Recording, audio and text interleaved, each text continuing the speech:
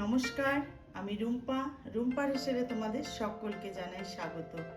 আমি প্রতিদিনের মতন আজও আবার একটি রেসিপি নিয়ে চলে এসেছি। আমি তোমাদের আগেও বলেছি আমি প্রতিদিন ঘরের জন্য যে রান্নাবান্না করি তার থেকে এক একটা রেসিপি তোমাদের মধ্যে শেয়ার করি। আজ আমি ইলিশ মাছের মাথা দিয়ে লাউ ঘন্ট করব। তা এটা তো বৈশাখ মাস চলছে, সামনের মাসে জ্যৈষ্ঠ মাস আমরা লাউ খাই না, তাই ভাবলাম ইলিশ মাছের মাথা যখন ঘরে আছে তাহলে লাউ দিয়ে ইলিশ মাছের ঘন্ট করি। তাই ইলিশ মাছের ঘন্ট করতে আমার কি কি লাগবে সেই উপকরণগুলো তোমাদের একবার একটু দেখিয়ে নিচ্ছি। এই যে দেখো, আমি এখানে লাউ কেটে নিয়েছি, এইভাবে ঝিরিঝিরি করে লাউটা আমি কেটে নিয়েছি। এখানে আছে দেখো ইলিশ মাছের মাথা, এখানে একটা ইলিশ মাছের মাথা আছে। আর এখানে আছে সর্ষের তেল, আছে চিনি, লাউতে আমি একটু চিনি দেবো কেননা জলসা জাতীয় যেহেতু সবজি, এর মধ্যে একটু চিনি দিলে খুবই ভালো লাগে।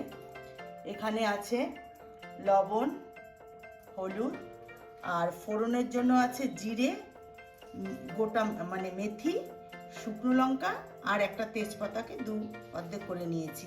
এখানে কোনো মশলা কিছুই পড়বে না, এই ফোড়নের উপরেই এই ইলিশ মাছের মাথা দিয়ে লাউ ঘন্টটা হবে। আর ইলিশ মাছের মাথা যে কোনো সবজিতে ইলিশ মাছের মাথা দিয়ে রান্না করলে সেখানে আর কোনো মশলার দরকার হয় না। ইলিশ মাছের মাথার গন্ধেই সবজির টেস্ট কিন্তু আলাদা বেড়ে যায়। তাহলে বন্ধুরা, আমার এই রেসিপিটি তোমাদের যদি ভালো লাগে একটা লাইক করে দিও। আর যদি ফেসবুক থেকে দেখো, ফেসবুকের পেজটিকে কিন্তু অবশ্যই ফলো করে নিও। তাহলে চলে যাই গ্যাসের কাছে। দেখো, গ্যাস ধরিয়ে দিয়েছি আর কড়াই বসিয়ে কড়াইতে আমি সর্ষের তেল দিয়ে দিয়েছি। রান্নাটা আমি সর্ষের তেল দিয়েই করব। তা সবার প্রথমে আমি ইলিশ মাছের মাথাটা ভেজে নেবো। তার জন্য আমি ইলিশ মাছের মাথায় নুন হলুদ মাখিয়ে নিচ্ছি।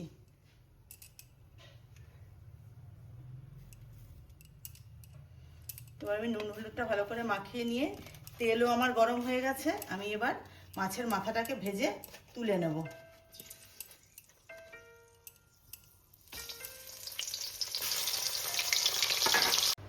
দেখো, ইলিশ মাছের মাথা আমি ভেজে তুলে নিয়েছি। এবার আমি ওই তেলের মধ্যে আরেকটু তেল দিয়ে দিয়েছি। এবার আমি ফোড়নগুলো দিয়ে দেবো। দেখো, ফোড়নের জন্য দিচ্ছি একটা তেজপাতাকে অর্ধেক করে নিয়েছি, শুকনো লঙ্কা, আর হচ্ছে গোটা জিরে আর মেথি। এই গরমের সময় কিন্তু লাউ খাওয়া কিন্তু ভীষণই ভালো। লাউ একটা এত ঠান্ডা সবজি, পেটকে ঠান্ডা রাখে। লাউ দিয়ে যা কিছু রান্না করা যায় তার স্বাদই কিন্তু আলাদা হয়, খেতেও ভালো লাগে। দেখো, ফোড়নটা কিন্তু কথা বলতে বলতে আমার ফোড়নটাও ভাজা হয়ে গেল। এবার আমি দিয়ে দেবো আমি কেটে রাখা লাউ। এর মধ্যে কোনো রকম মশলা কিন্তু পড়বে না। এবার আমি দেবো চিড়ে রাখা কাঁচা লঙ্কা, দেব হলুদ গুঁড়ো,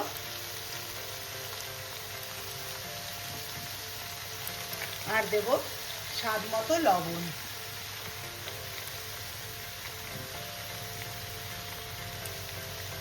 এবার আমি সব কিছুর সাথে ভালো করে নাড়াচাড়া করে মিশিয়ে নেব। মিশিয়ে নিয়ে আমি এটা কিন্তু ঢাকনা দিয়ে ঢেকে রান্নাটা করব। ঢাকনা দিয়ে ঢেকে রান্নাটা করলে কি হবে, লাউ থেকে জল ছাড়বে, সেই জলেই কিন্তু লাউটা সিদ্ধ হয়ে যাবে, আর তাতে করে রান্নাটাও আমার হয়ে যাবে। এবার আমি সব কিছুর সাথে নুন হলুদ ফোড়নের সাথে লাউটাকে ভালো করে মিশিয়ে নিলাম। এবার আমি ঢাকনা দিয়ে ঢেকে দেবো, আর মাঝে মধ্যে এক একবার ঢাকনা তুলে নেড়ে চেড়ে নেব।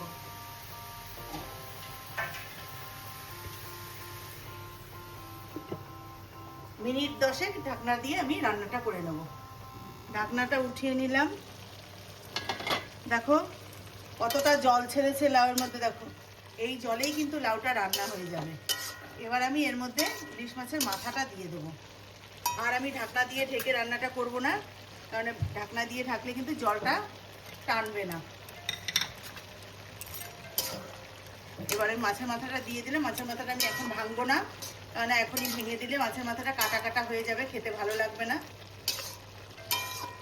এবার আমি এইভাবেই রান্নাটা করব। দেখো জল যতটা বেরিয়েছিল জলটা কিন্তু পুরোটাই টেনে গেছে, লাউ আমার সিদ্ধ হয়ে গেছে। মাথাটা আমি প্রথমে কিন্তু দেখো ভেঙে দিইনি, এখন আমি মাথাটা একটু ভেঙে দেবো। আগে ভেঙে দিলে কি হতো, একদম কাটা কাটা হয়ে যেত, সেটা খাওয়ার সময় মুখে পড়তো, বেশি ভালো লাগতো না। এই জন্য এইটুকুনি আমি কাটাটা ভেঙে দিলাম। এবার আমি এর মধ্যে দেবো চিনি। যেহেতু লাউ জলসা জাতীয় জিনিস, তাই আমি এর মধ্যে একটু মিষ্টি দিচ্ছি। মিষ্টি দিলে খুবই ভালো লাগে খেতে। তোমরাও চেষ্টা করবে একটু মিষ্টি দেওয়ার, তাহলে কিন্তু খেতে ভালো লাগবে। দেখো লাউ তরকারি কিন্তু আমার হয়ে গেছে। ইলিশ মাছের মাথা দিয়ে লাউ ঘন্ট খুবই সুস্বাদু একটি রেসিপি আমার হয়ে গেছে। আমি এবার নামিয়ে নিচ্ছি, নামিয়ে নিয়ে তোমাদেরকে দেখাচ্ছি, গ্যাসটা বন্ধ করে দিচ্ছি। দেখো ইলিশ মাছের মাথা দিয়ে লাউয়ের ঘন্ট কিন্তু আমার হয়ে গেছে। আমি একটা প্লেটে সার্ভ করে নিয়েছি। তা বন্ধুরা, আমি যেভাবে রান্নাটা করলাম তোমরা বাড়িতে অবশ্যই এইভাবে একবার হলেও রান্না করে খেয়ে আমাকে কমেন্টস করে জানিও তোমাদের কেমন লাগলো। তা আমার আজকে যেইভাবে আমি রেসিপিটা তৈরি করলাম ঠিক সেইভাবেই রান্নাটা করো, তাহলে দেখবে আমার ভীষণই ভালো লেগেছে। গরম ভাতের সঙ্গে তো আর কোনো কথাই নেই, ভীষণই ভালো লাগে। আর ইলিশ মাছের মাথা দিয়ে যা কিছু রান্না করা যায় সবই কিন্তু খেতে ভীষণই ভালো হয়। তাহলে আমি যেভাবে রান্নাটা করলাম সেভাবেই রান্নাটা করে আমাকে একবার কমেন্টস করে জানিও। তাহলে যারা ফেসবুক থেকে দেখছো তারা ফেসবুকের পেজটিকে ফলো করে নিও। আর যারা আমার ইউটিউবের বন্ধুরা আছো তারা অবশ্যই আমার চ্যানেলটিকে সাবস্ক্রাইব করে আমার পাশে থেকো। যারা করেছো তাদেরকে অসংখ্য ধন্যবাদ। তা আজকের মতন ভিডিওটি আমি এখানেই শেষ করছি। ভালো থেকো, সুস্থ থেকো, নমস্কার।